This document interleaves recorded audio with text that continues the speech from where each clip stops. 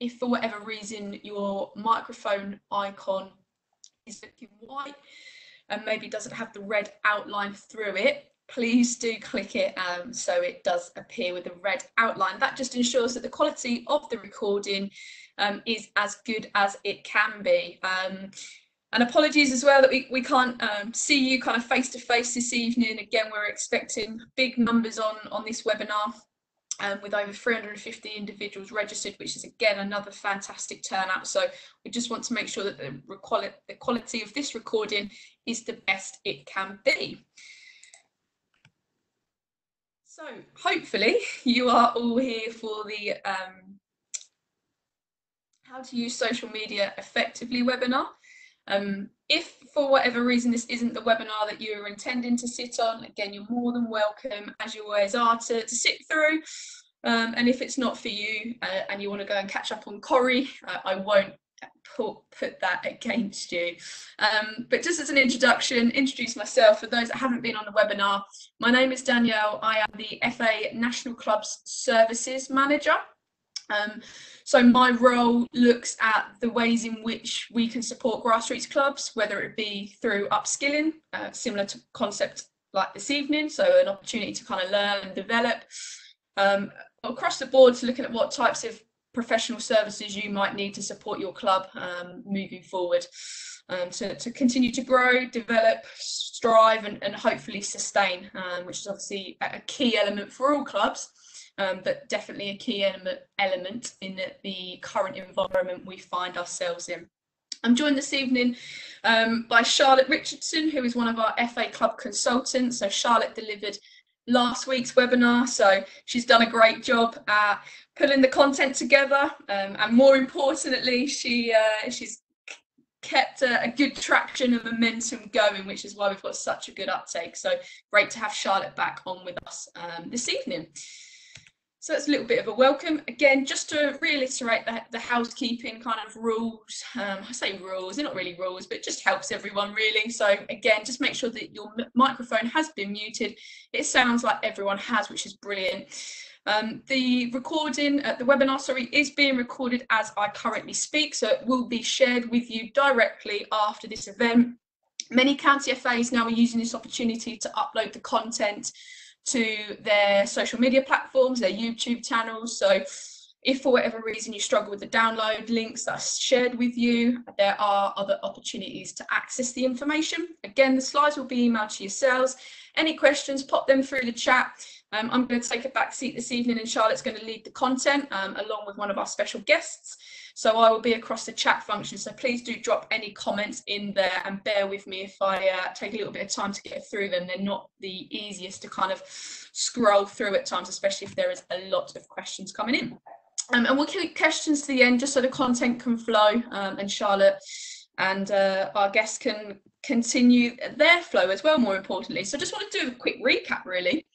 We, like I say, on our fifth webinar, so quite a new concept, although webinars and this type of education isn't new, but definitely seems to be something that a lot of companies, organisations are doing. But we have delivered 4 workshops to date, one around what would we stand for, so looking at values and vision, one around how do you know you've made it, so looking at success and what that might mean to you and your club or your league or your organisation, business continuity planning, so looking at kind of where we currently find ourselves today and hopefully helping clubs and leagues plan for the future or at least be better prepared for the future.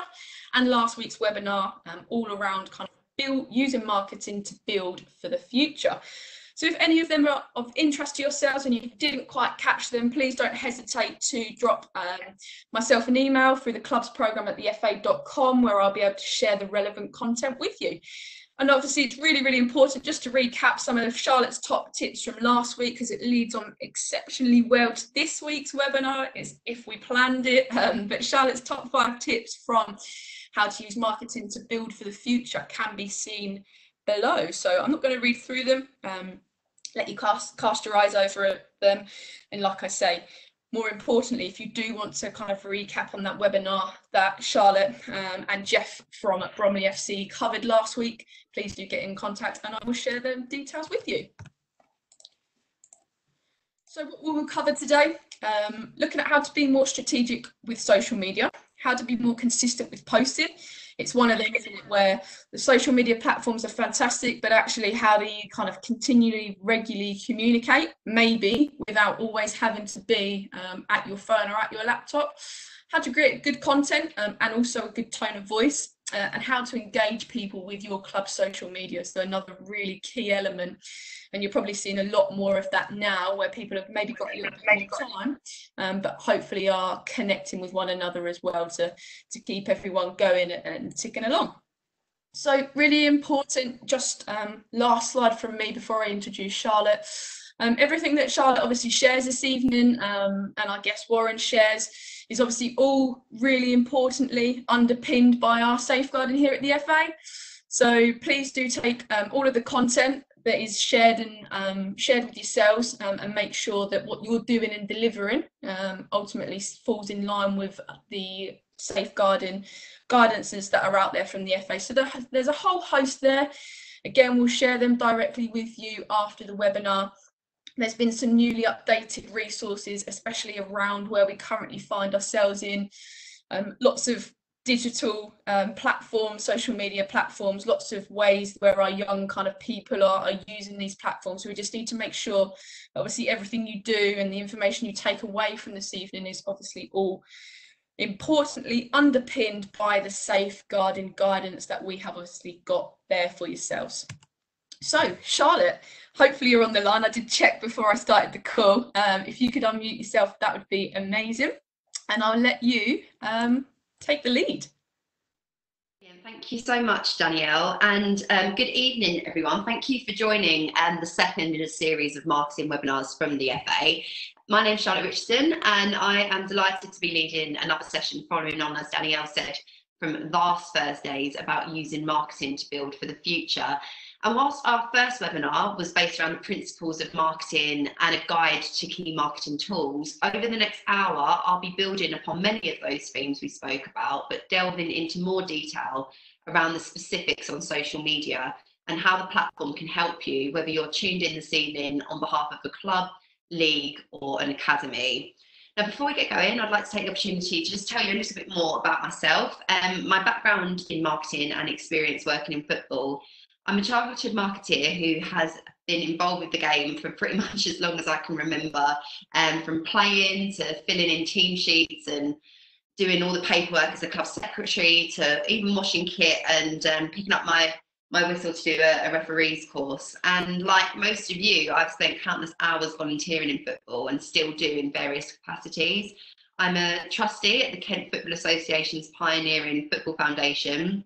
I sit on a youth league committee and set up a charitable project called Eighth Wonder, which is all about generating football's future female leaders. In terms of my professional career, I've been really fortunate enough to work in football for the past 7 years. I've worked at a county FA, within the pro game and the non-league pyramid, and across men's, women's and youth football. So hopefully throughout this webinar, you'll see lots of different examples and the benefit, I suppose, of that experience to take away some best practice, some fresh ideas and some new tools to help you get the best out of social media. And when delivering this webinar, I think it's important to note that I am really aware of the fact that we've got a fantastic variety of volunteers tuned in this evening, and you'll all be tuned in from a whole host of different types of organisations. So there will inevitably be a mixture in experience in terms of where you're at with your development and management of social media, but ultimately, no matter where you're currently positioned, by the end of this webinar, I really hope you'll go away with a more strategic outlook of social media, a better understanding of how sophisticated a platform it can be, plus some valuable tips on how to get it to perform the way you want, all while saving you and your volunteers some time as well. And as you can see on the screen, I have got a very special guest this evening as well. And like Jeff, we all like a little bit of silverware in our profile pictures, which is no bad thing, I think. But I think it's really important, and it was certainly valuable last week, and it will be very valuable again this evening, to combine the tips that I give you with practical examples of how it can be done. So having Warren Barlow from the Bolton, Bury and District Football League joining me is fantastic. And Warren will introduce himself properly later on and guide you through the journey his league undertook when introducing a social media strategy. and the beneficial results they have enjoyed subsequently. And again, at this point, I think it's pertinent to say that when it comes to social media and marketing within football, and especially the grassroots game, I am aware of how much time volunteers give. And the tip I'd like to get across now is a point that I made last week as well, that with the right amount of resource, focus and teamwork, when marketing and communications is done right, and when social media is done right, it provides solutions rather than challenges. And effective use of social media will aid your football organisation with its development and achieve your aspirations, whatever shape or form they might take. And these are unsettling times for the football community, and we're now leaning on the digital tools accessible to us, most notably social media, to bring that sense of community we all cherish and we're all really missing right now, online, remotely. And over the past couple of months, I think we've arguably seen the best social media has to offer. And maybe this time, without football, can be utilised by us to pause and reflect, do some planning, look ahead to the future and what kind of role social media can play at the organisations we're a part of. Danielle, if I can have the next slide, please. So yeah, let's delve straight into it. I think it's important at the start to explain how important strategy is when it comes to social media. Our first personal interactions with social media were probably quite informal. We might have joined Facebook or set up an Instagram account with the purpose of connecting with friends, sharing photos from holidays and so on. But with time, as social media channels have evolved and usage increased, no doubt your interactions and your engagement and navigation around those social media sites has become slightly more sophisticated. It's highly likely, whether you noticed it or not, that they even began to form most of your consumer decisions, influence your purchasing habits and so on. The fact that across 5.2 million adults in the UK, 2/3 say that they use social media at least once a day offers a huge and enticing audience for us to try to connect with. And equally, with the average adult in the UK spending 2 hours each day scrolling, which is a quite scary 468 hours per year, it is clear why it is important to treat social media with a little bit more structure. Social media is a powerful marketing tool, one of the most powerful because it's free, it's extremely accessible, and it proves a means of engaging with different groups of people. Danny, if I could have the next slide, please, which just illustrates the kind of mix and blend. As you can see, it's quite a gender balanced outlet there, and the mix of age groups as well is quite interesting. I think everyone dialed in today has probably been involved with some sort of strategy development at their club or league to grow the number of teams, increase the number of players, reach more sign-ups, etc. And I just think when the same thought and foresight is applied to your social media, your digital objectives can feed in and complement the more physical. And as a result, the whole of your club and the whole of your league will move in a really positive direction. And if I could have the next slide, Danielle, this is a screenshot of the 5 most popular Facebook posts in 2019.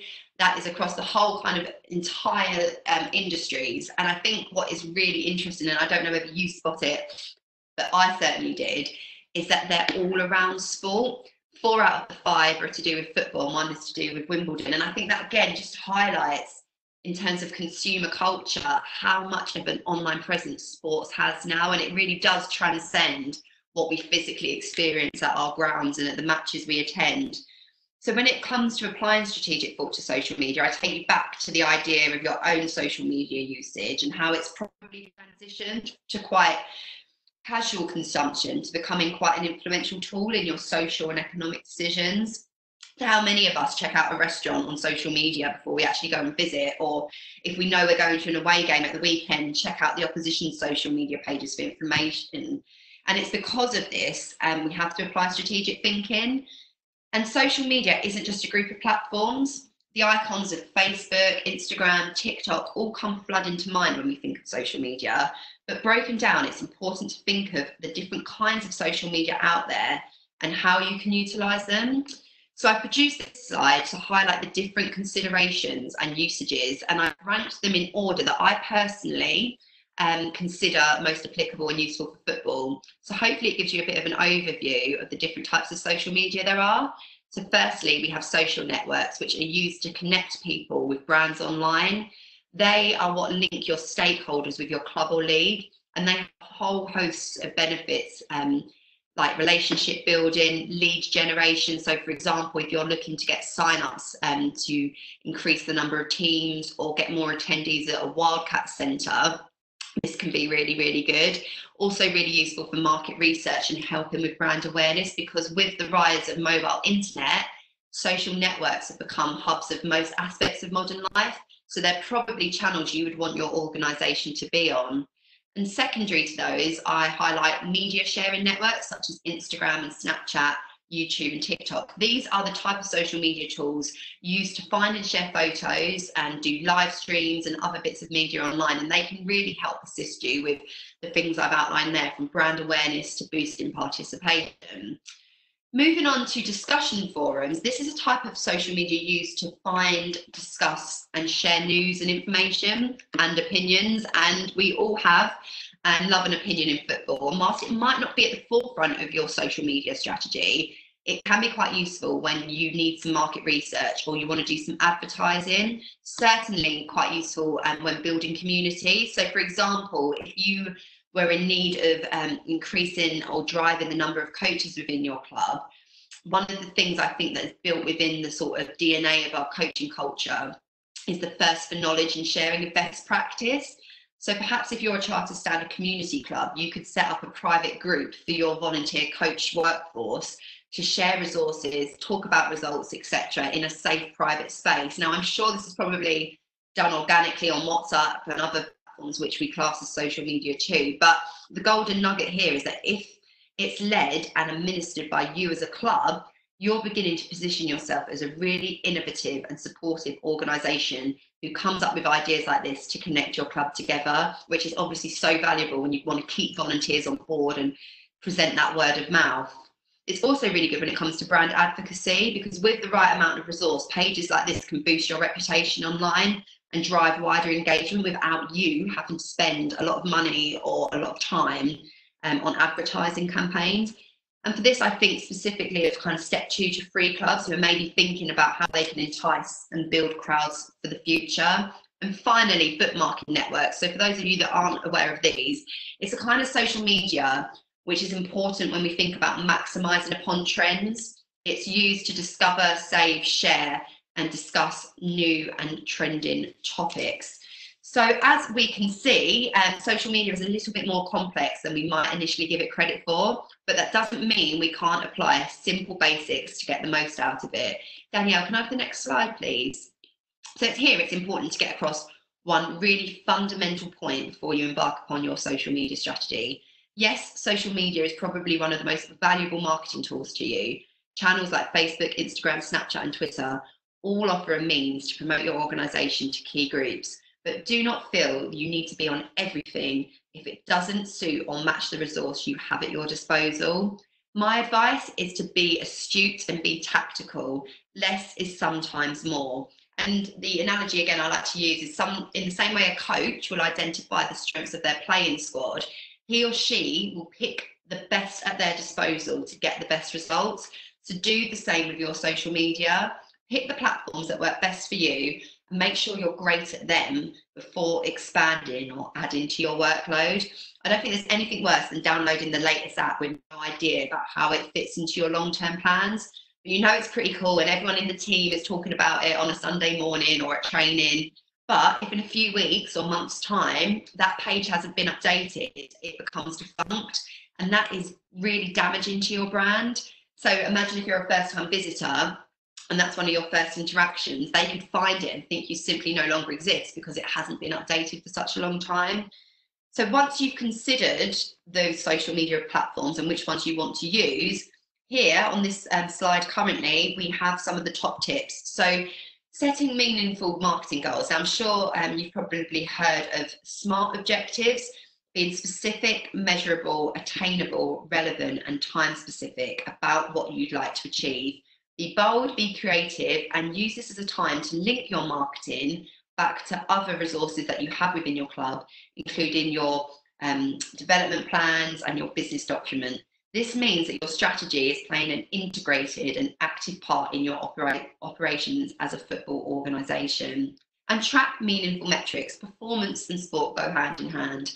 And one valuable thing social media channels I've mentioned so far offer is really useful data and figures, from the number of people viewing your profile to the reach and number of impressions you gain throughout the season. It can be really eye-opening.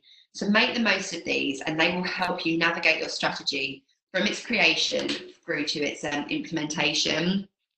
And because you've got these meaningful metrics, don't stop there. Again, another football analogy I like to use is that no manager puts a team out without looking back and assessing how the match has gone. Win, lose or draw, they'll look back and assess those 90 minutes. And I think it's always important to look back and reflect. I think this sense of continuous development is pretty much organically ingrained within grassroots football. Football is such a unique and powerful sport in this country because of dedicated people like you who sign up for webinars like this to make it the best, most accessible, fun and positive environment it can be. So use the metrics discussed to help you improve for the future. And understanding your audiences is really key, because when we give so many hours to our club or our league, we can quite rightly feel like we know it best. But let me warn against this assumption, because it's always proven a little bit dangerous to marketers, including myself.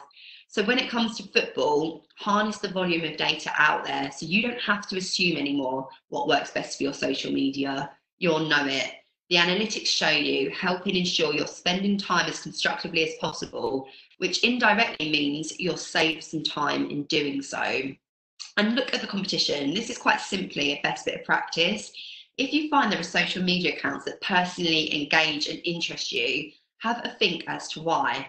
There's no harm in following similar accounts to you to gauge what they're doing and interact with it too. This is something that I did at Margate Football Club, who are a club that I work for. On our account, I created a private list on our Twitter account. Sorry, I should add this specific to Twitter. And on this private list, I added all the teams in our league and the league above it. So rather than my ordinary timeline, which has everyone we follow, this is very specific to do with clubs involved in the league with us. So every now and then I could check in, see what kind of content they were putting out.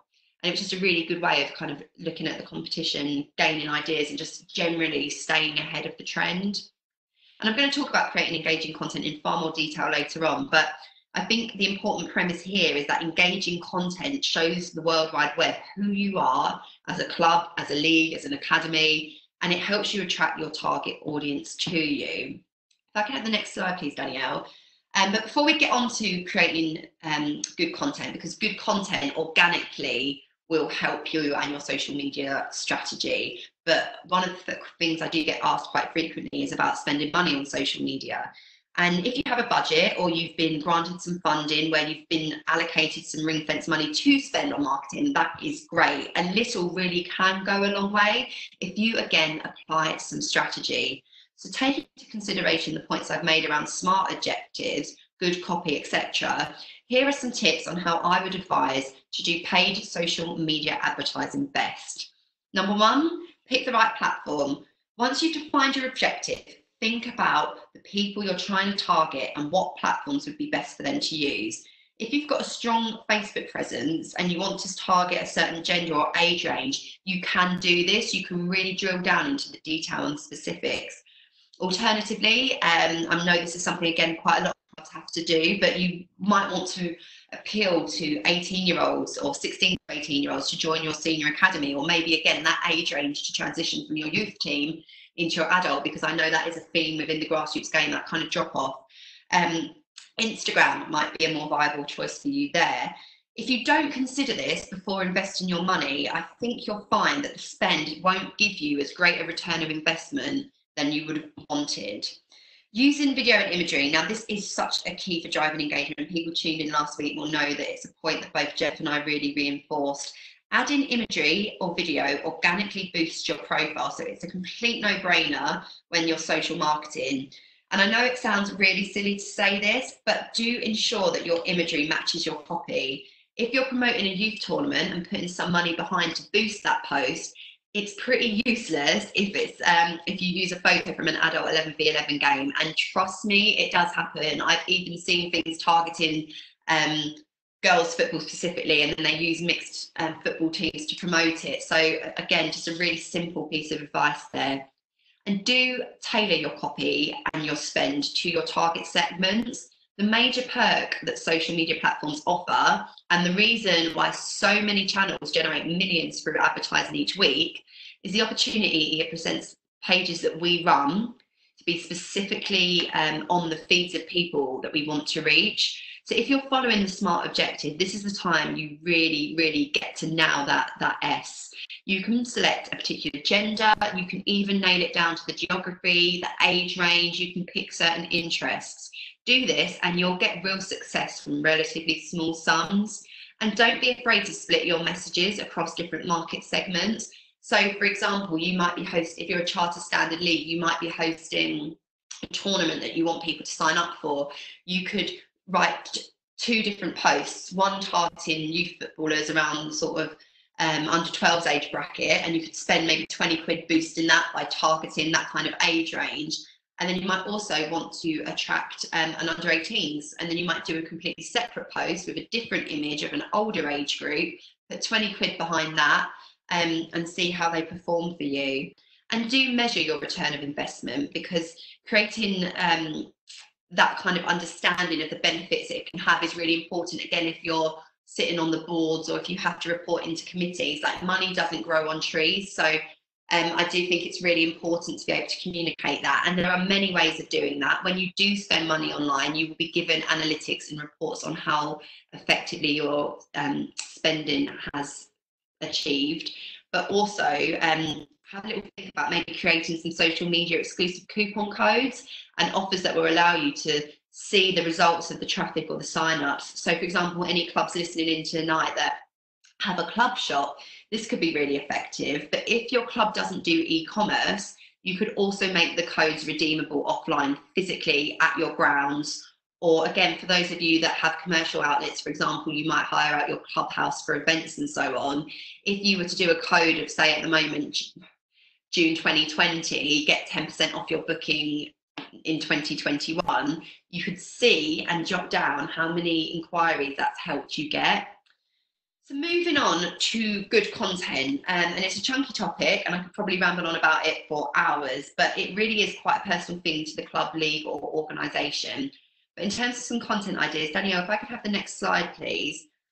It's really good to promote upcoming events involving your football club. So from social gatherings to trials to pre-season training sessions, this is often a good source of content to showcase. And it seems hard now, but when we do start meeting up again, this will become relevant once more. And you'll see on screen some examples that I've highlighted. You might notice they are quite Kent-centric because that's where I'm from. But on the left-hand side there, we have Ebbsfleet United with a simple graphic that they've used to promote a game. The Kent County Football League doing some really best practice there in terms of tagging their teams in the tweets. That's really good in terms of interaction. It's very small, the image alongside it, but that's a screenshot of some work I did with Margate in terms of using the events function on the page to promote all types of events, not just first team fixtures, but community-led events as well. And finally, Faversham Strikeforce there, really with some eye-catching copy attached with an image to promote a football session. And then if I can have the next slide, it's really important to share information about your club. Narrative, i.e. using social media to tell the story of your club, is a really powerful thing for driving engagement. You can bring your club to life online by making virtual introductions to key personnel, whether that be the chairman, the manager, the club captain. This type of content brings the physical experience online, which is really crucial. An example here, we can see Leyton Orient have filmed some content thanking their season ticket holders. And it's just club staff, it's people they don't normally see from behind the scenes recording that message. And alongside there, Brentford have done a really in-depth piece with their manager. Again, just bringing that kind of tone of voice online is so important. And then finally, Doncaster Rovers have even created a Twitter account for their mascot to share content and to engage people with something a little bit different. If I can have the next slide, I think good content also revolves around showcasing initiatives that you're involved with. And again, that really doesn't have to be the most sophisticated or, complicated of things.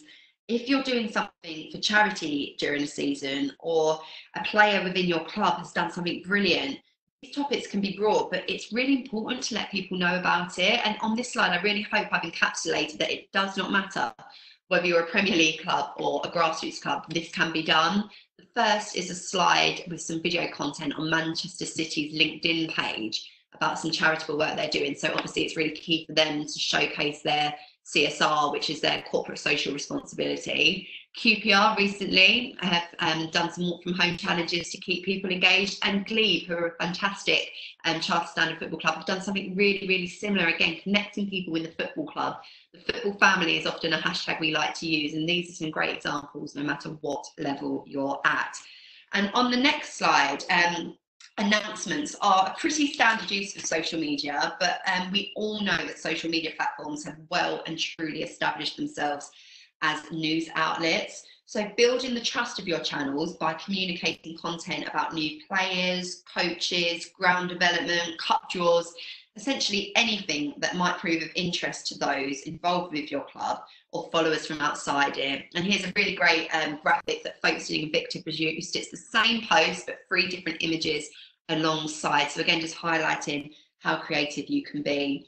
And another good tip when it comes to creating good content when the season does resume and we are back to playing in the future is match reports. Now this can be done again in a variety of ways with different levels of creativity. That is the joy of social media. You could be a bit innovative and encourage your followers to submit their own thoughts via emojis, which again is fantastic when you want to appeal to younger fans. It is one of the fastest growing languages, and although it's from a different sport, O2 Sports have done some really good stuff around this with rugby. But make sure you repurpose your content to build engagement and offer dialogue. I think Dartford did it really well in the previous slide where they had the different links, thereby boosting their traffic. And a really, really simple one here, photos and videos. I shared a stat in last week's webinar that engagement on social media is boosted by up to 70% when an image or a video is posted alongside your copy.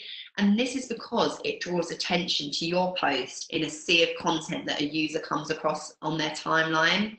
If you're able to build a stock base of images from your club to use, that's brilliant. And if you're able to get images including people with all the right correct consent in place, that's even better. It's important to remember also that sometimes it's the simple off-the-cuff stuff that works equally as well. And as we can see here, Rangers did it with a simple, probably scheduled tweet about their pick of the day. And then one example in the bottom left is one that I use with the Kent Youth League, trying to promote our Instagram page. In the middle is an example from Chipperfield Corinthians Youth Club. Simply some footage recorded on the phone is really, really effective. And finally on this slide, the user-generated content is something that I go on about so much because it doesn't have to just be you that's putting all the content together.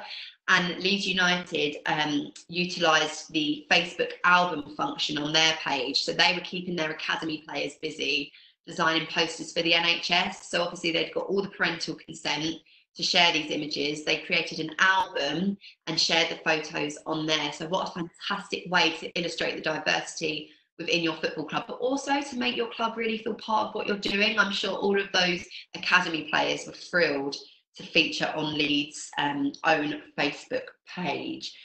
And then finally, advertising. It's easy to look elsewhere for support around advertising, but don't forget the power of publishing adverts that are specific to your requirements on your own page.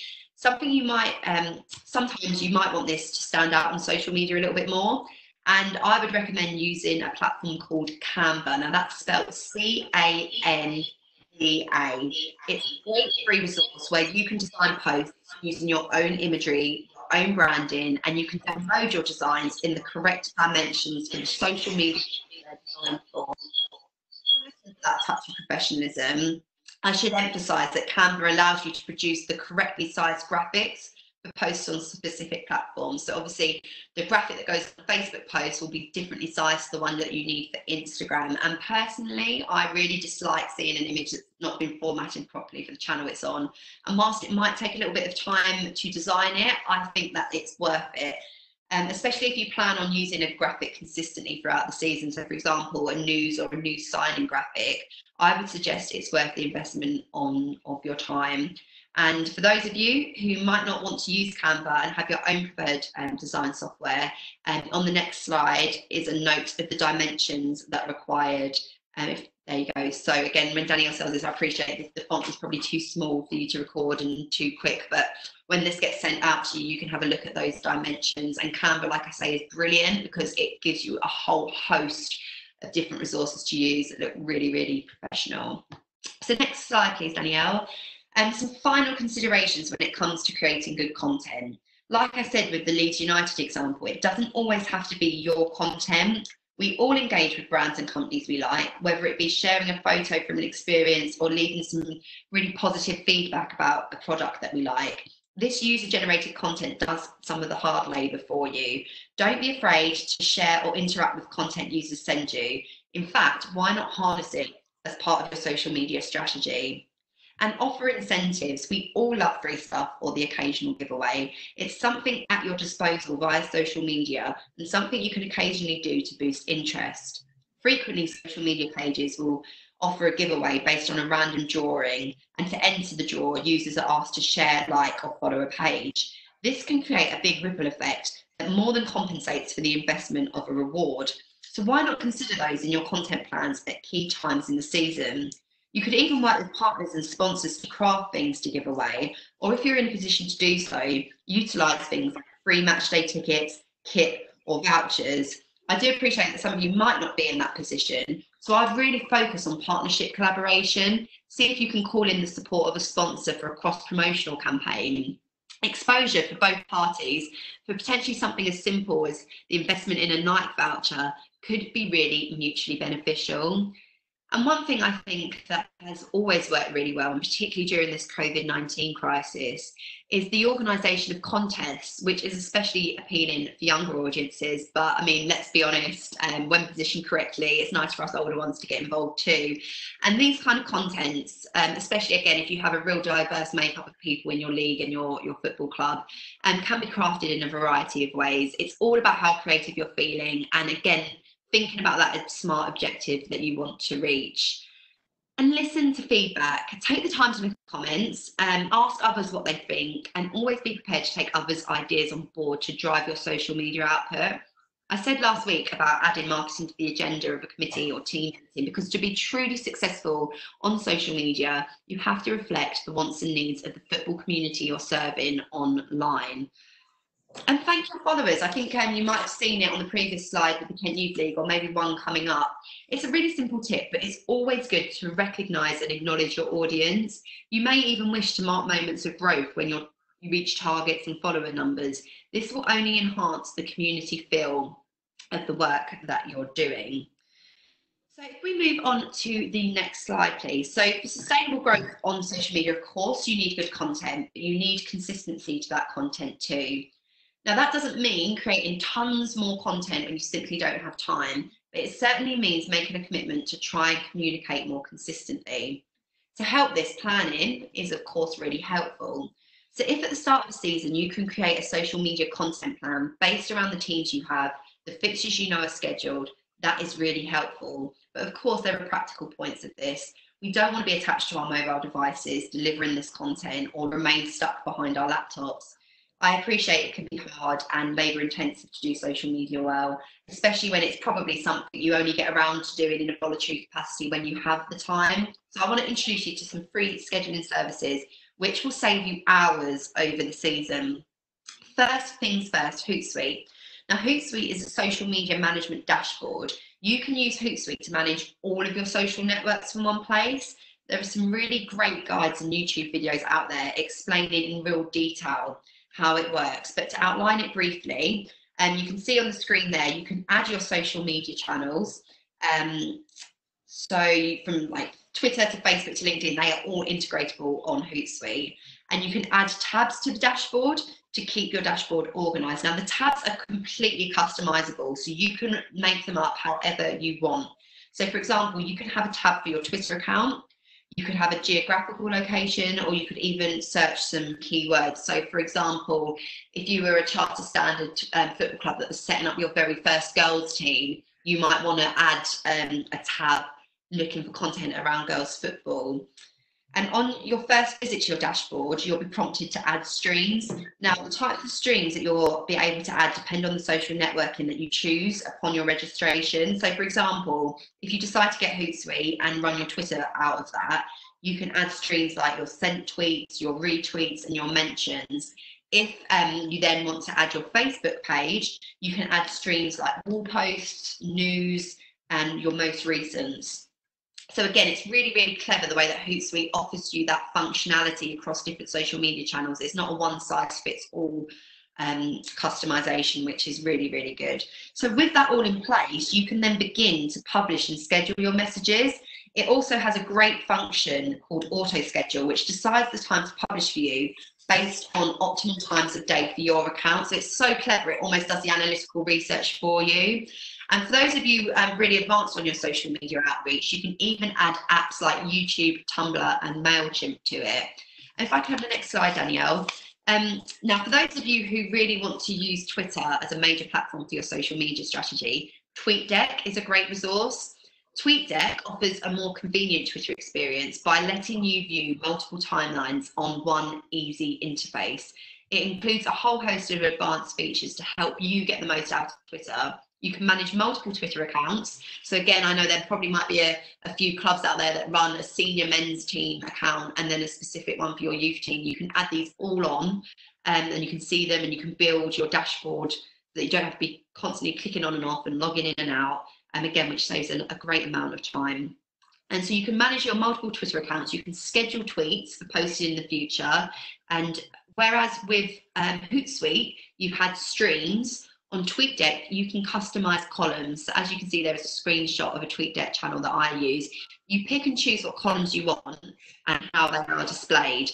So if I can have the next slide, Danielle, this is just a list of the different functionalities that TweetDeck offers you. So these are the different columns that you could add to your dashboard, and I've highlighted a couple that I think relate to the points we've made. So again, that search term, really, really good if you introduce a club hashtag or you really want to engage with content in your local community. So for example, if you were a team based in Newcastle, you might want to search the hashtag Newcastle, and you can always be kind of keeping on top of content that's related to that.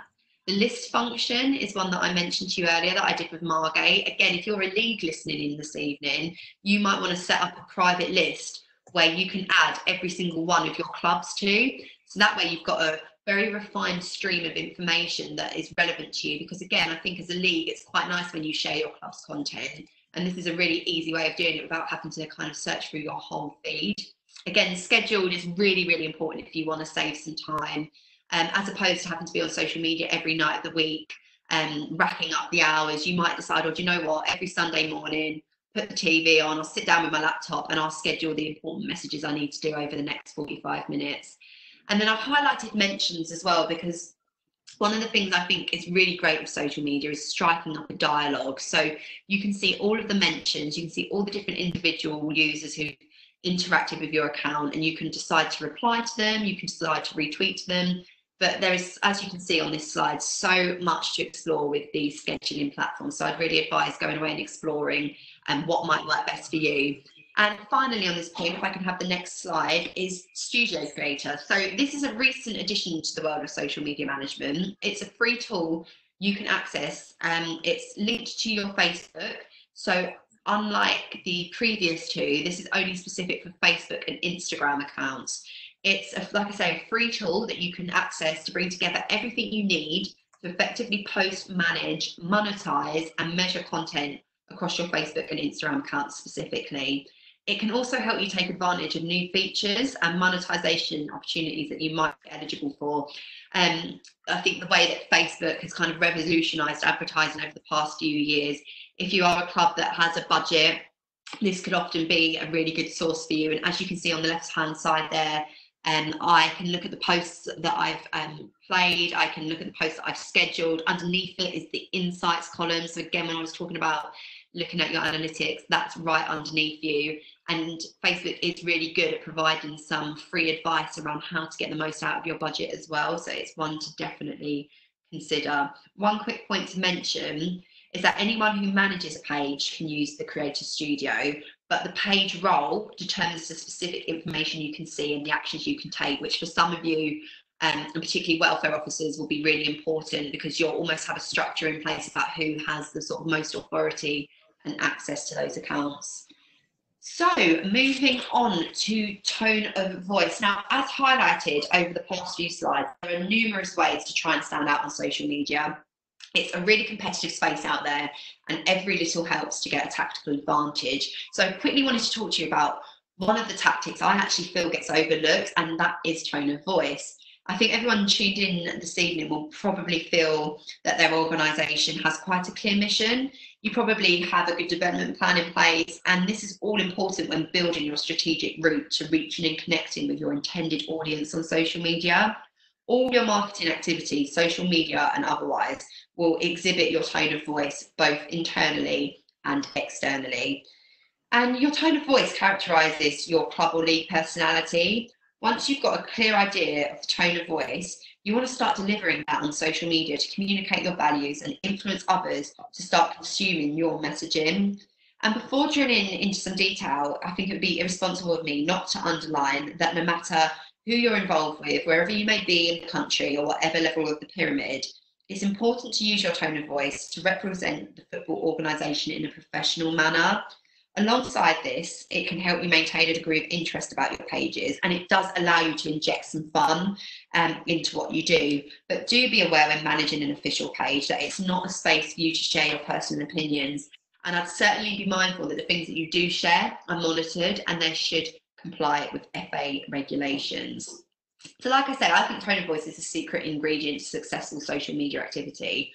But why? And for me personally, it gels all of these successful traits of good social media marketing together by helping create a connection with your audience and encouraging engagement and dialogue. A friendly attitude makes your community feel comfortable, so they're willing to interact with you more, resulting in more likes, shares, and comments on your posts. And this propels culture, which I think we all agree is of paramount importance to us, no matter our footballing background or the organisation we're a part of. And it is a crowded space on social media, so if you get your tone of voice right, it will help build a sense of trust between yourselves and your followers. And I think that's really quite potent right now, given the climate that we're in on social media and the way we're consuming our news. And I think over the next few years, this sense of digital trust will become an even more valuable currency. It also helps build a memorable, consistent brand image. Not only does language define customer perception or stakeholder perception of your brand, it can increase recognition by 80%. So uniformity in your communications reinforces your core values, and that kind of reinforcing will uplift everything you're trying to do, from player recruitment to attracting commercial partners. So some final tips. Understand your brand, which takes us back to the very first few slides around social media strategy. Once you know the kind of messaging and content you want to share as a club or a league on social media, and how these link back to your values as an organisation, you'll begin to form an idea of the type of language that will communicate that effectively. Not only this, but you'll begin to forge your online community as much as you do your offline. And it's back to that point about understanding your audience. Your stakeholders are, of course, an integral part to your brand as a club or a league, and you wouldn't spend the hours you do providing football for them if that was not the main aim. Your knowledge and understanding of who makes up your audience, whether you're a 1 or 2 team club or a massive charter standard community league, is paramount. Let this intuition guide you, but note that your social media audience will not solely consist of those affiliated or signed up to you. It will also include individuals who are interested in the content you develop, and that is the goal if you want your social media channels to attract followers to aid your growth and sustainability. And refine according to channels. So I spoke earlier about picking your channels and doing those well, rather than being on everything and every platform at your disposal. That is because I'm a firm believer that whilst we put the likes of Facebook, Twitter, Instagram all into one category of marketing, they are all really different platforms.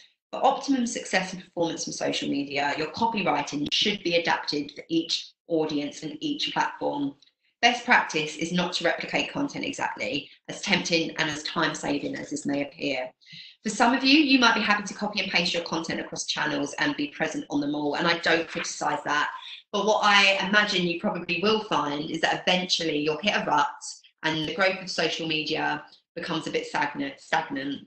Then you might find the benefits of tailoring your messages to each platform helpful in rejuvenating growth and exposure. Consistency has been a theme throughout this and last week's marketing webinar, to be fair. So one of the challenges, of course, we have is the capacity to deliver such consistency.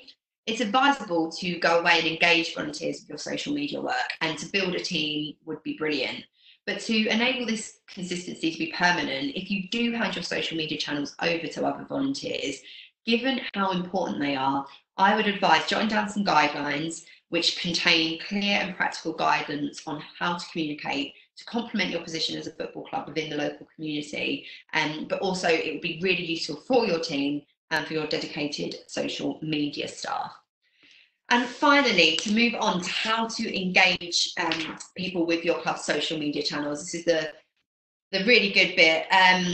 With strategy in place and with consistency in your social media comms, good content delivery and a strong tone of voice, people will engage with your social media. It's as close a guarantee as I can give you. However, there are a few more tips to drive that engagement that might give you an additional benefit. Firstly, with any post you publish, irrespective of the platform, it's crucial to tag people or other organisations related to that post, particularly those featured in any images. This will attract those accounts to the post. It will enable them to see the value in it and hopefully share it to their own following. Good quality content will nearly always ensure your followers engage by resharing, retweeting or liking it. And the knock-on effect to this is that the post will achieve a much larger reach as it spreads across the timeline of your followers to people who may not necessarily have a connection with your channel presently. So on the left-hand side there, I've got an example of a tweet that I did for the Kent Youth League when we announced our sponsor. So you can see in the copy there, I've included the company and I've included the teams involved, but in the yellow box, I've tagged in some media outlets because I want them to see this, I want them to engage in it. They're also the people I sent some press releases to, so I'm hoping that they will share that to their followers and help me make my sponsors a little happier. Alongside that is a screenshot from the Kent Youth League's Instagram account, and we have a photo from a match, really great image there. I've tagged the teams involved in that game because they might want to share it, they might want to engage, and that in turn would help the league appeal to its players. And at the Kent Youth League, we don't have a Facebook page because of the sort of safeguarding reservations we had.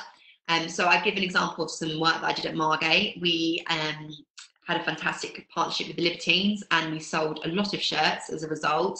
And reflecting on that, I tagged their official page into one of our posts, which they shared, which you can imagine just absolutely took our reach and took our engagement through the roof, because us as a sort of Isthmian League club being able to be shared on a band with hundreds of thousands of page likes was really, really helpful. And on to the next slide, please.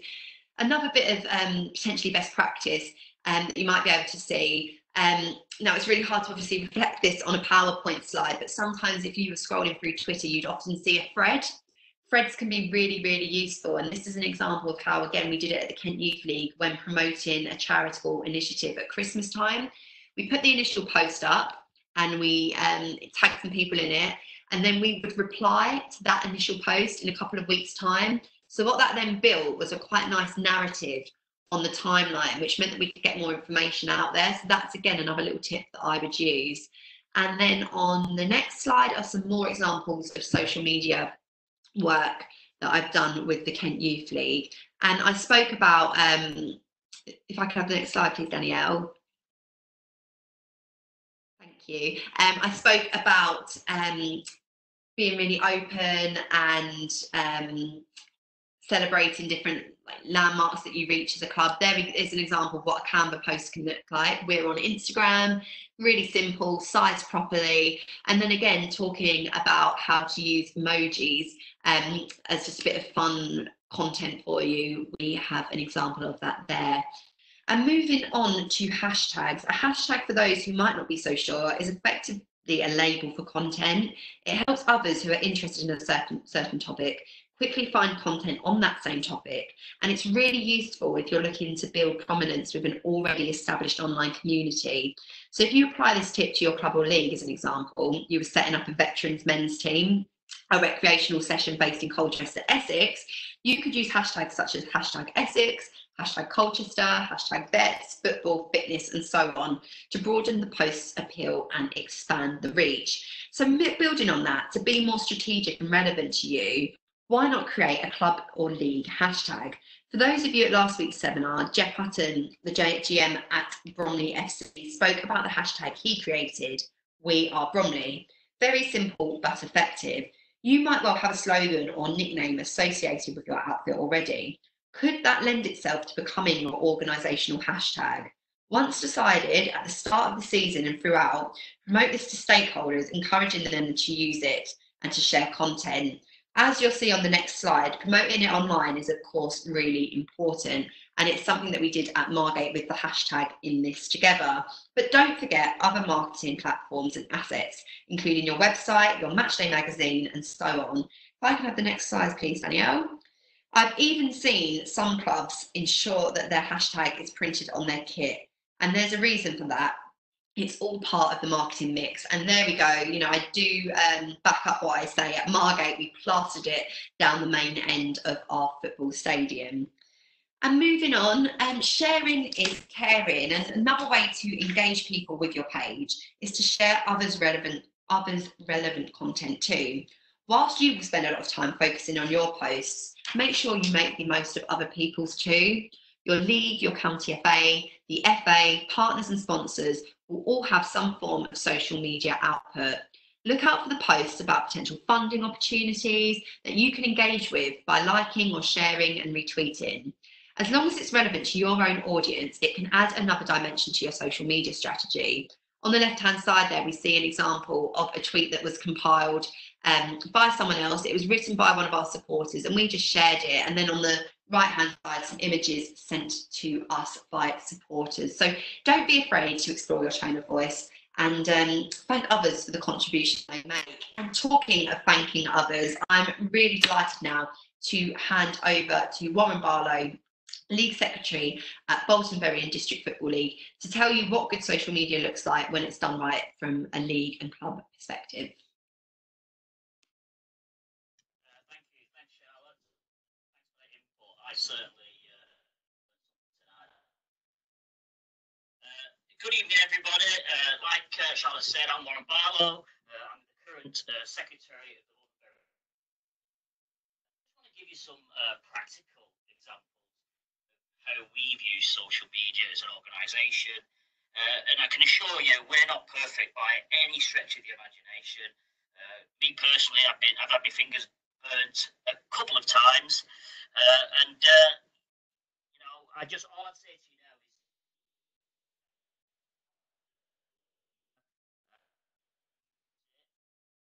you can, don't be frightened of it, really, really embrace it. I'm just mindful somebody's saying they're struggling to hear me. People confirm they can hear me?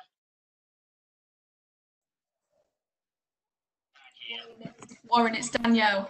It seems to be fading just out a little bit. So we can hear you at times and it just seems to fade out a little bit. Okay, can you give me 2 minutes and I'll plug a mic in? Yeah, of course. Yeah, no worries. That's better. Just give me 2 minutes then. No worries, Warren, not a problem. Charlotte, it's probably a really good time if I can re-get you back in.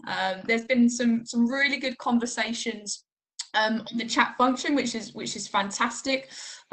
People sharing some really good knowledge, especially around Canva, which is great. So thank you very much for sharing that. And I think people have answered one another's questions within that around kind of resizing, etc., which is obviously great.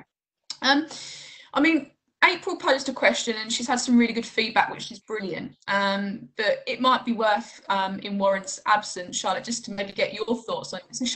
So April, has asked, as a club who uses many different social medias such as Facebook, Instagram, Twitter, etc., would you recommend only one person from the club controlling all accounts? Now, like I say, April's had some really good feedback from everyone else, which is valid, but it'd be really good to get your thoughts on that, Charlotte. Yeah, I think personally, it's particularly if you're a volunteer, I think it's good to build a team around you, because I don't think if you want to be really effective on social media and have a really good strategy in place, it will require time, and there is no sort of way around that. And I think for best practice, it would be good to build a team around you, because in the same way you would build a team to perform on the football pitch, that sense of teamwork can be really, really great to help drive your performance on social media. And I think there is ways of obviously having control over that. So in last week's webinar, we spoke about engaging volunteers and creating little job descriptions. And I say that not to be off-putting and, you know, make volunteering sound like a job, but I think being, again, really specific about what role someone is contributing to your football club as a volunteer helps the longevity and how long they want to engage with the football club for. So my personal opinion is that it's really good to build a team and to get multiple people involved, because that way collaboration means that you'll have loads more different creative ideas, and I think you'll ultimately then see a bit more of an impact. So for example, you might have a really good understanding of how Facebook works, and actually you might only have the time to dedicate to Facebook, but you might have a younger member within your club or your league who wants to forge a career in marketing, who you know, drops you a line and says, oh, can I manage your Instagram channel? And you don't want to say no to that support. And the whole point of all of these webinars is to build up a workforce for a sustainable future. But I think it is important to identify someone from a safeguarding point of view who is going to oversee it. I think that's a really good point, Charlotte. And the whole element around encouraging more people to support. I appreciate this isn't a volunteer topic as such, but ultimately seeing you guys being stretched even more than you already are. So if there's an opportunity to share the load under some type of guidance, whether it be a JD like Charlotte mentioned, is obviously a great way to just make sure that you as individuals or key people within your club aren't taking too much on. And Charlotte, there was a really good example from Jeff last week around utilising young people. And I know that the league that Bromley play in have got a good connection with the university, but it's connecting in with young people, obviously kind of over the age of 18, so not too young, but making sure we've still got a good youthful eye across social media. Do you think that's still a really good opportunity to engage with that type of audience and encourage them to support the use of the social media channels for clubs and leagues? Definitely. I mean, one of the things I really hope that comes across to people tuned in is that your marketing and your social media should reflect you as a football organisation. It shouldn't be, you know, necessarily reflecting, you know, one element of that. So of course, opportunity, you know, that's what we all believe in. Football is a vehicle for creating opportunity for everyone, and it's plastered at the very front of the presentation, you know, the FA slogan, it's for all. And actually you might find, and certainly throughout my career and my time volunteering, often the people that volunteer might not necessarily be interested in playing themselves, but they have a skill base that lends itself perfectly. So it is, the young people are an obvious one to turn to, just given from one of the earlier slides, again, how much of the population is weighted in that younger age bracket. But really it's open to everyone, and that's what makes it so good. And you might actually find that you have older people within your club who want to learn about it, and then you can do some really nice work there about connecting people. One thing again that's happened quite a lot throughout my career, and again my time volunteering, is I get a lot of people who want to write match reports, not necessarily because they want to become journalists, but they just really enjoy it. So that's something that I'm able to take advantage of. I obviously proofread the match report and then I take it and dispense it across social media. But again, I think the premise applies in the same way that, you know, the best football organisations out there will want to offer opportunities to everyone. And what we're fortunate about with social media is because it's free, we can kind of explore and give those opportunities to people that help us. And I think that's absolutely spot on, Charlotte, in the sense of kind of making these opportunities available for everyone. Obviously, if someone's got keen interest in this area, it's great. And I think Freya's made a good point around kind of the consistency of branding. And is there ways where clubs and leagues can ensure that happens, even if the social media role is maybe split across a few different individuals? Are there kind of ways in which that branding can remain consistent? And if so, what are the top tips? Is it a guidance document? Is it having some structures around kind of content where they maybe fill in the buzzwords related to the message that they're trying to share? Yeah, it would be exactly how I spoke about the tone of voice and creating a document like that. And what we tend to use in marketing is something called brand guidelines. And that can quite simply be a one-pager which outlines the colours that you tend to use as a league. It can be as detailed as you want. It can cover like the type of font you use, the times of day you want to schedule your posts, the type of language, the do's and don'ts. And again, I think that's really important, because when you have a brand, and if you're a marketing volunteer or a media volunteer, you are what we call a brand custodian. So you have a real duty to protect that brand and make sure that it looks professional and that it looks really good. So I would suggest that every football club, especially those that are larger and those large scale leagues, really investigate having some brand guidelines. And I think hopefully, as you saw with the Kent Youth League stuff, that's something that we've done. You know, we have quite specific brand guidelines. We have a colour scheme that we use. We have a very clear and distinct tone of voice. So I think, again, it should be considered just as important as any safeguarding document, really. If you treat it as such, and make it a prevalent document within your club structure or your league structure, anyone that does get involved can have a read to it and they can refer to it. And then if they have any questions, they can come to you.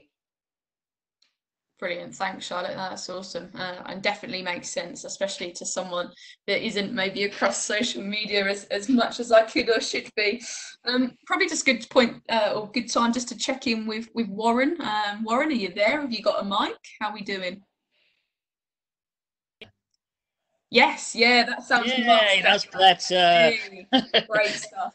It wouldn't be a webinar without technology issues, would it? Never had that before, but never mind. Okay. Right, okay, like I said, I'll start again. Thanks very much. Thanks to Charlotte as well for that input, because I certainly learned something, and I'm glad you can all hear me now anyway. I just want to give people some practical examples, really, from the Bolton and Bury District Football League perspective. And I've got to say, we're not perfect. We've made mistakes. I've personally made mistakes, etc. But I just want to give people confidence that really do embrace social media. Don't be frightened of it. Okay, it is something to embrace, it's something to enjoy. So there's a bit of an agenda there. You know, I'll give an introduction, I'll give an overview of the league, etc. I'm not going to read through everything of that, but that's just to give you a bit of a flavour of some of the things that I'm actually going to talk about.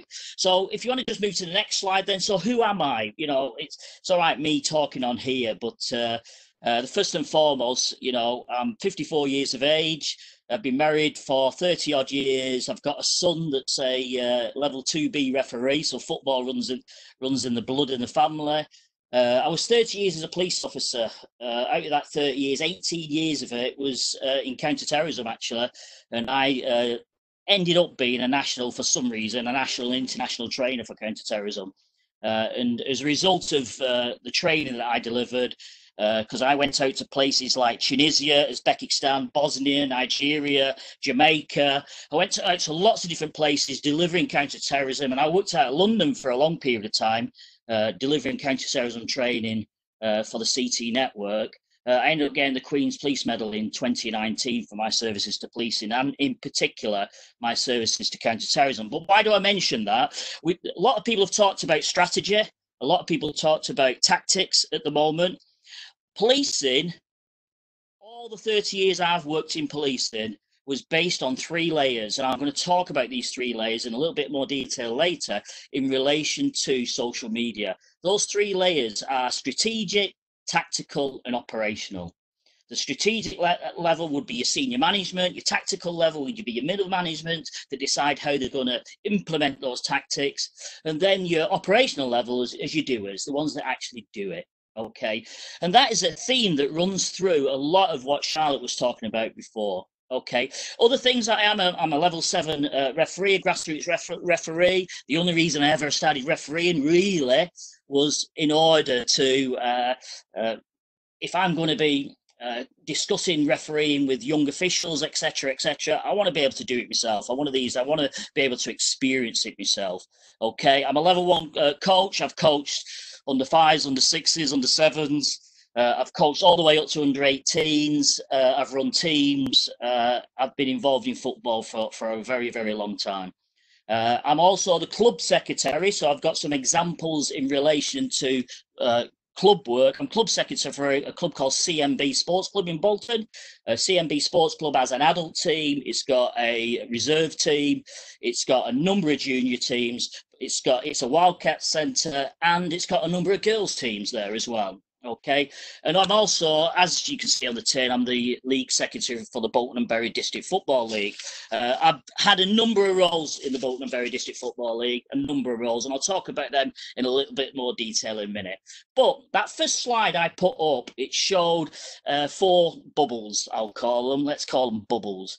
The top bubble is actually the North West Football Trust, a registered charity, which is the strategic level. That's the overarching organisation that the Bolton and Bury League sits under. Okay, the Bolton, very much like any other league in the country, it was a standard committee-run league until 2015. And in 2015, we decided to set up a registered charity, rationale being we could basically have access to funding and other things, okay, that a charity can access, but not necessarily a voluntarily run league can access, okay.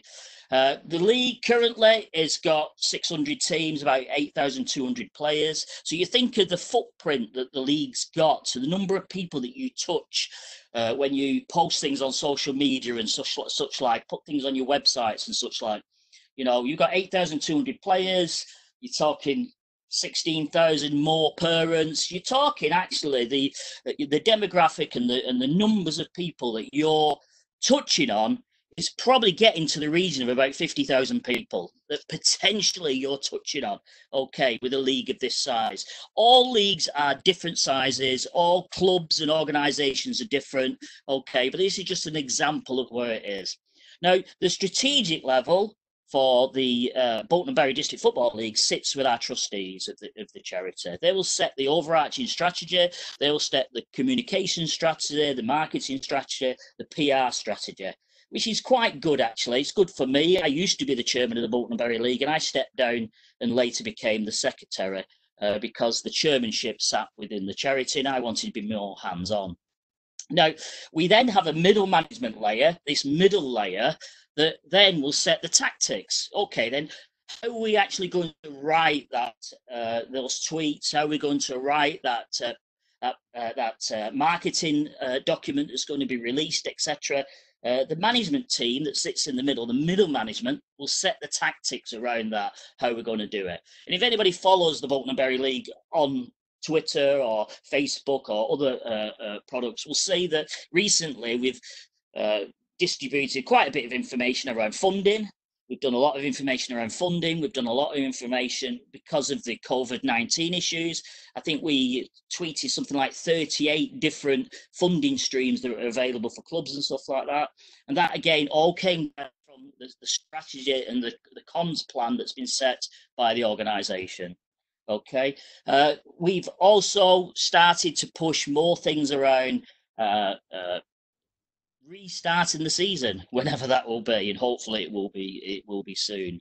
And again, we've been promoting a lot of that, and the coordination of that, sending it out, what's it going to go on Facebook, Instagram, Twitter, etc., which accounts is it going to go on, etc., is decided at that middle management level. The league itself is like any other league. That's just a breakdown of who's involved in the league. We've got quite a number of people involved in the league secretary, welfare officer. We have somebody who's responsible just the development age groups, somebody that's responsible for the competitive age groups, somebody that's responsible for girls. And we have a number of sectorial posts, etc., for the fixtures, secretaries. And then we have a team of 5 that run the referees, etc. And I'll talk a little bit in a minute around who posts what on what, because I noticed Chris put a question on there around, well, would you have different people, for example, responsible for different Twitter accounts, Facebook accounts, etc. Well, we do, and I'll give you examples in relation to that. Okay. So if we just move on the slide, please, to the next slide. This is just to give you a breakdown of our structure and our online footprint. So at the top, you've got the Northwest Football Trust, which is the charity, and that's the website address for the charity. Okay, sitting under that is the 3 football elements. One of them's the Bolton Bury District Football League, with the web address there for it. The other one's the Northwest Girls Football League, which is trying to focus the messaging all around girls. And then you got the Northwest Women's Football League, which again trying to focus around women's football. So there's 4 websites there, but if you went on those websites, and I was mindful of what Charlotte said before, that you don't want to replicate information, etc., etc. Well, we've, and it's come from the trust and the charity, the strategic arm, have decided that certain things will be replicated. So, for example, our news pages, if you go on any of those 4 websites, you will see that the news pages are identical to each of the 4 sites, because if I post something on the Bolton and Bury site, it will actually replicate on the other 3. But there's certain things that don't replicate. So, for example, if you look at those Twitter accounts on the left-hand side, lower down, you'll see the official BBDFL account, which I'm responsible for, only posts stuff on the Bolton and Bury District Football League website. So it posts it there on the front page, available for people to see, but it only posts there. Now, Kelly, who's responsible for the girls, she's responsible for the official NWGFL, Twitter account.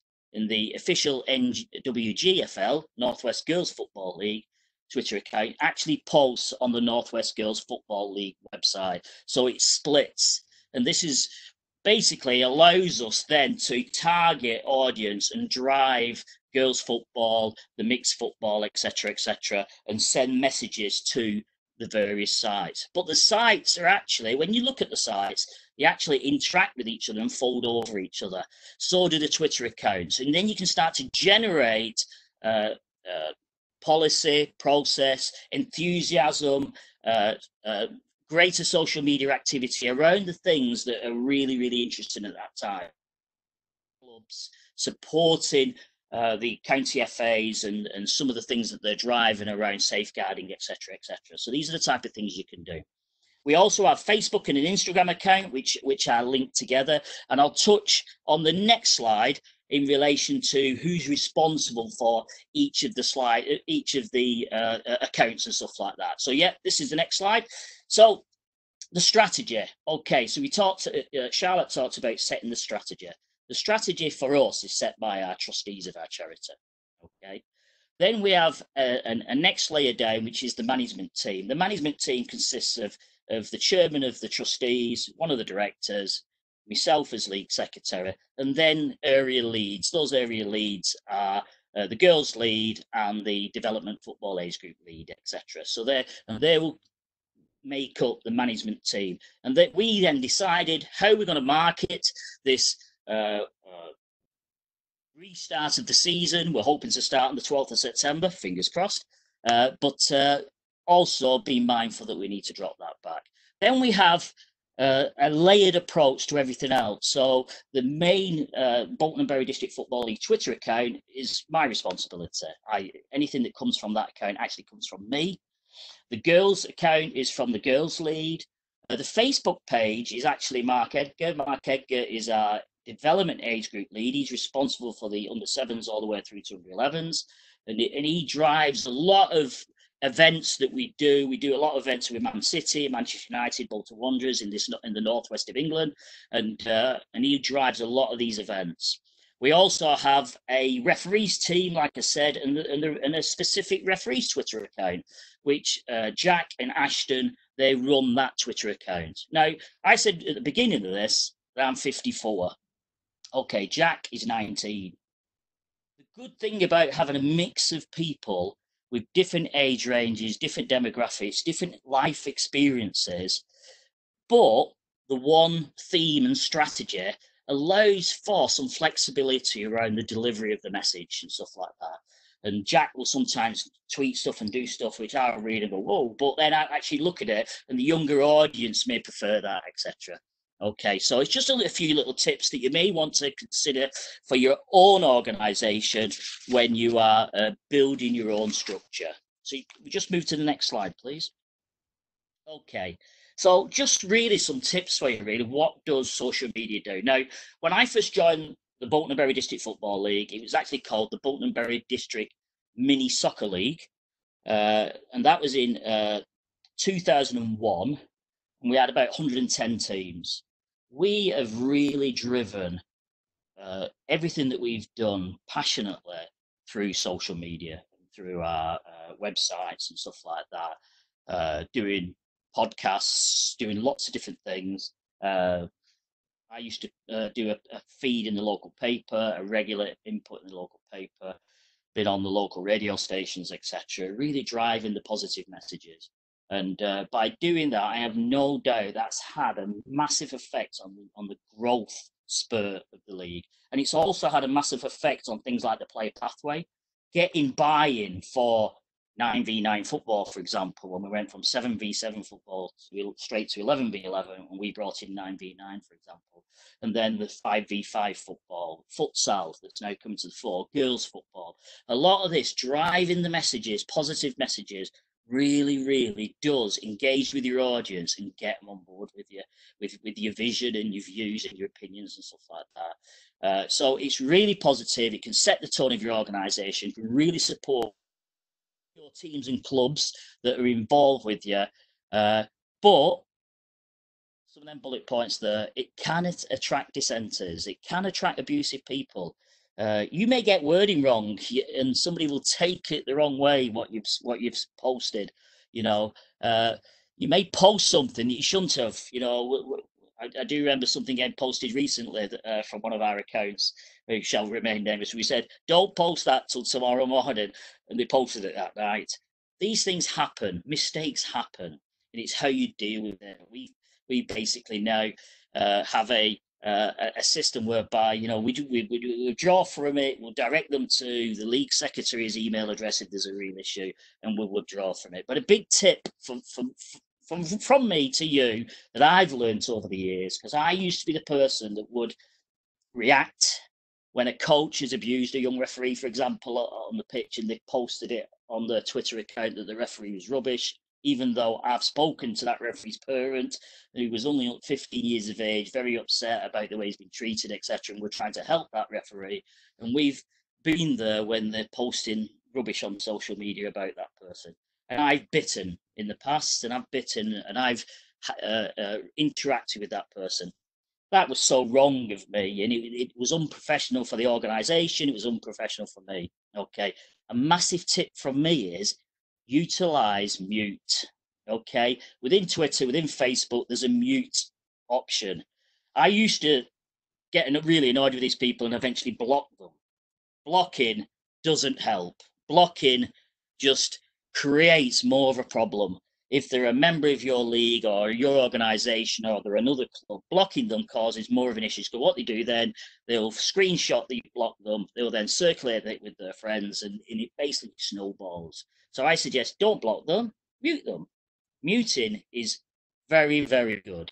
Okay, I enjoy social. I went through a period where I didn't enjoy social media. I enjoy social media now, and muting has gone a long way to helping me do that. Okay, so that's just a big tip from me, and really do try to utilize things like that. Okay, finally, you know, I've been talking about leagues, and I'm mindful there's a lot of clubs out there. Okay, please have a look at Mossbank Junior Football Club. Okay, they're a fantastic example of how a club can use social media. Right, they've used it really effectively to grow the club, grow the game, benefit the community and its members. Okay, they have a website, they have a Facebook account, a Twitter account, Instagram account. They do podcasts, video messages. They have a Mossbank TV on YouTube that you can go on, and they've got a youth council that's currently developing Mossbank FM. Okay, for radio. So they're brilliant with social media. They put a lot of it, and I noticed Charlotte mentioned video messages and stuff like that. They put a lot of video messages on, which is really good. They have a 3 to 5 year olds section called the Little Green Dragons, okay, and they even have a mascot for that called Mossy the Dragon. You know, some people think it's a man in a dragon's cartoon outfit, but Mossbank has shown me that it's not, and it is a real friendly dragon that helps the Little Green Dragons. But little things like that, it really allows them to engage with those 3 to 5 year olds. Yeah, they've now got 40 little dragons signed up to the club for the new season, and they've got many more on the waiting list. Okay, they've even got a partnership with another organisation called Wise Up, which is WHYSUP, Wise Up. Now, Wise Up look at mental health problems in adults and young people, and they regularly attend their club with lots of positive mental health messages for their organisation, and they regularly reshare information between themselves, between both the groups. So it's really something to look at. The club was only formed in 2006, okay? So it's not an old club in long stretch of things with one team, yeah? Now, like I said, they've got 40 Little Dragons signed up for next year. They've got 42 teams across all their age ranges, okay? They're a really big club now. They even self-manage their own facilities now. And a lot of this has been driven by the management and the structures and the way that they drive positive messaging, so it can have a really good positive effect on your organisation. They have a tiered structure. We talked about strategic. They have a strategic level that sets the strategy, a senior management team that sets their strategy, okay? They then have 9 age group leads, okay, that put the tactics in place. So when we talked about this 3-tiered approach, they then have a coaches group, a youth council, and a parents group, okay, that actually implement the tactics that's been outlined, all through social media interaction, positive messages, and driving excellence through the marketing strategy. This has helped grow the club, like I said, from one team in 2006, and they've now got 550 members. Okay, it's a fantastic tool. So just to finish on, one thing I'll finish on is going back to the Bolton and Bury District Football League. I asked our analytics to have a look at the numbers game. So just think of this for when you are using social media, websites, and online presence, etc. So I said, can you do a snapshot pre-pandemic? So the 31 days in January, they did a snapshot of site visits to our main website, which is the BBDFL. We had 28,700 visits. That 10,100 were unique visitors. Page views, we had 20,500 page views on our website and 15,600 unique page views. And the average person visited the site for 2 minutes, 38 seconds. So pre-pandemic, you know, most people are on our site, the average time on the site, some longer, but most people were visiting for over 2.5 minutes. So you've got to grab them. You've got to have something, so imagery, video, whatever, stories, something to grab them. 10,100 were unique visitors. So think of that about the unique visitors. These are people that's never visited that site before, IP addresses, never been there before. Okay, how do you grab them? How do you keep them in? Okay, if you've got boring content, they'll drift away and go elsewhere.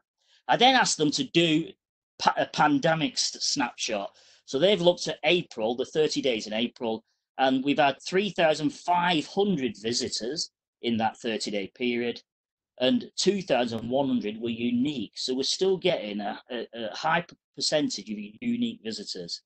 Out of that, 3,900 page views and 3,000 unique page views, and the visitor rate is 1 minute and 29 seconds. So the visitor rate's dropped, but I'd expect that because there's no tables and results and things like that you would normally have on a league website at that time. So visitor time's dropped, but unique visitors still there. So how do you grab them? How do you draw them in? What's your marketing strategy around that? Then I looked at how do they actually visit the site.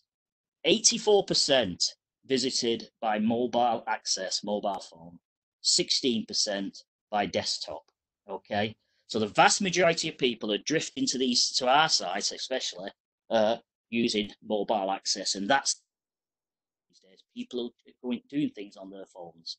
So hopefully that's just a little bit of a snapshot, an example of how the Bolton and Bury District Football League work. Mossback Junior Football Club, please have a look at them and consider how do you actually attract people to your organisation and promote your things that you're doing. Thanks very much. Thank you so much, Warren. I think to have that level of honesty about your experiences as well is really just going to be so helpful for everyone tuned in this evening. Some really practical advice. And the question I was asked earlier about how you can maybe disperse the social media management across your club, I think Warren's given a really great example of best practice. And again, how it can be used to build a team and build a community at your football club. And finally, from me, I've written some practical tips there, but I just thought quickly based on something that Warren brought up, I'd like to share an experience with you. I won't name the organisation because obviously I haven't got permission, but I was approached once by the CEO of a football organisation who was very hands-on with their Twitter page, and he quite simply had enough of abuse around different things. Like I said, football is known for people to share their opinions, and he said, I'm just going to close it down, but I want to get your thoughts. And I completely sympathise with how he was feeling, but I said to him, do not shut your Twitter page down. It might feel at the moment, you know, sometimes guidance goes out and people don't agree with it, and it was an antagonising sort of week, but the benefit on the long term would be good. And I said, why don't we take a strategic approach? Why don't you write a blog piece for the website explaining how sort of upsetting and damaging this is, and the role that you serve as a football organisation in terms of making football a positive environment, etc., and we will share that on our social media channels, which we did. And it also said as well that we wouldn't accept abuse. But we managed to do it. Rather than it be negative, we tried to make it positive, and we use social media to deliver that message out there. So again, social media can be used to kind of temper and manage the comms and take negatives, and you can manage them into positives. So yeah, my 5 practical tips are up there, and I really do hope that everyone tuned in has found this webinar useful. The aim, like I said at the start, was to look at the range of social media channels available to you, and give you guidance on how best to maximise their functionalities and save you some time. So I really hope that you take away the fact that social media is a positive, fun marketing channel.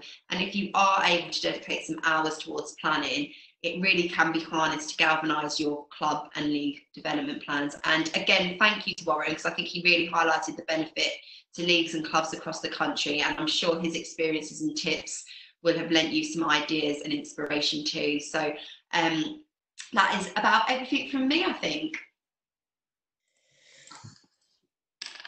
Brilliant, thanks, Charlotte. I know that you're comfortable in me sharing this slide where your contact details are there. Obviously, check out Charlotte's Twitter page, LinkedIn. I guess they're all kind of intertwined with some of your platforms that you spoke about, so you may see some similar content across Charlotte's platforms there, but please don't forget to kind of connect with Charlotte, with myself, with people that are on the chat today.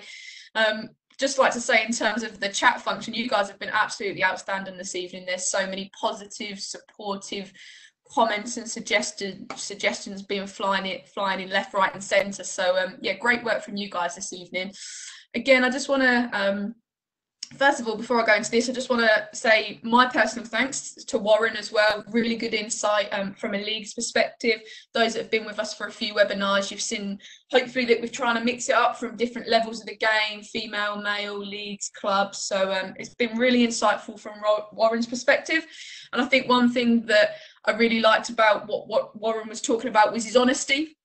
Social media is fantastic, but it can be, as Charlotte gave the example, sometimes a bit of a daunting place. So you're not alone when you probably have those moments on a Saturday or a Sunday where people are potentially hammering you based on the scores or whatever their personal opinion may be. So big thanks to Warren. Again, massive thanks to yourself, Charlotte.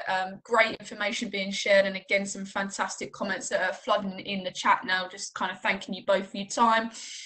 Please do obviously take on board everything that's said this evening. I just want to reiterate one more time that obviously everything you do is in line with the safeguarding procedures and guidance that is set out by us here at the Football Association. There has been some really positive questions. If anyone has got anything burning, please do let me know. I'm going to be very honest, there's a lot going through the chat that I might miss it. So if there is anything burning, please do stay behind at the end and unmute yourself. I'm just going to close off the webinar because I appreciate we're a little bit over time. Final slide from myself. Next week, Charlotte will be back with us again. So it's great to have Charlotte on board. Supporting these series of webinars, and we'll be looking at the topic, how can marketing support growth and sustain participation?